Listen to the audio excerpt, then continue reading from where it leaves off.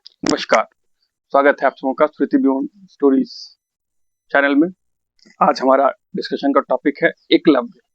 एकलव्य एक ऐसे कैरेक्टर है महाभारत में जिनके बारे में हम सभी अमूमन इतना ही जानते हैं कि उन्होंने द्रोणाचार्य की मूर्ति बनाकर और धनुर्विद्या का अभ्यास किया। और ये बात जब द्रोणाचार्य को पता चली, कौरवों को पता चली, पांडवों को पता चली, वो सब वहां जाते हैं और द्रोणाचार्य उनको कहते हैं कि तुमने मेरी मूर्ति को देख के अभ्यास किया तो तुम्हारा गुरु दक्षिणा देने का कर्तव्य बनता है।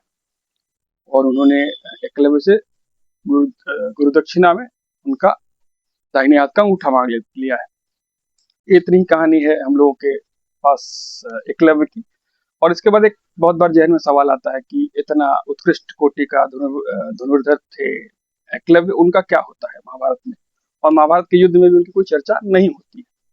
तो आज ये टॉपिक है हमारा। जनरली ये टॉपिक बहुत कम चर्चा में होता है, बहुत कम लोगों को पता होता है कि एग्जैक्टली एकलव्य कौन थे और उनका क्या हुआ महाभारत में। तो एकलव्य के बारे में मैं बता दूं कि एकलव्य कोई बहुत ही अति साधारण व्यक्ति नहीं थे, या ऐसा नहीं था कि किसी जंगल से उठ के चले आए थे। और बिल्कुल एकलव्य के पिता का नाम था हिरण्यधेनु, और हिरण्यधेनु जो थे वो मगध के जो राजा थे उस वक्त, बहुत ही प्रसिद्ध राजा रहे हैं, जरासंध, जिसके बारे में हम लोगों ने काफी कहानियां सुनी है। बाद में भीम ने जिनका वध किया था, उनके सेनापति हुआ करते थे एकलव्य के पिता हिरण्यधनु।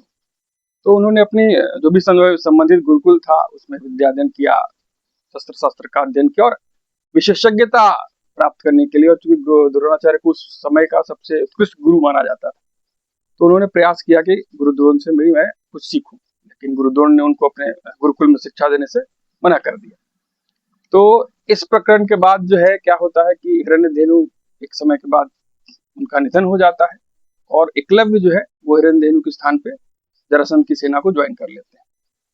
और ये सबको विदित है, काफी प्रसिद्ध कहानियां हैं कि जरासंध और भगवान कृष्ण की बड़ी शत्रुता थी, और जरासंध ने बहुत बार भगवान कृष्ण को मारने के लिए, उनको परास्त करने के लिए उन पे आक्रमण किया। ऐसे ही एक आक्रमण का नेतृत्व एकलव्य कर रहे थे जरासंध की सेना की तरफ से, और उस युद्ध में उन्होंने भगवान कृष्ण के पक्ष के सैनिकों को, उनके कई सेनानायकों को बहुत क्षति पहुंचाई। और इसी युद्ध में भगवान कृष्ण और एकलव्य का युद्ध होता है, और भगवान कृष्ण के हाथों एकलव्य का वध हो जाता है। इसलिए महाभारत के युद्ध में एकलव्य का कोई वर्णन हम लोग को नहीं मिलता। लेकिन एकलव्य के पुत्र थे केतुमान। उन्होंने कौरव सेना की तरफ से महाभारत के युद्ध में भाग लिया, और केतुमान भी बहुत ही उच्च कोटि के नरवर थे, अच्छे योद्धा थे। और उनको भीमसेन के साथ युद्ध करते हुए उनका वध भीमसेन के द्वारा कर दिया जाता है।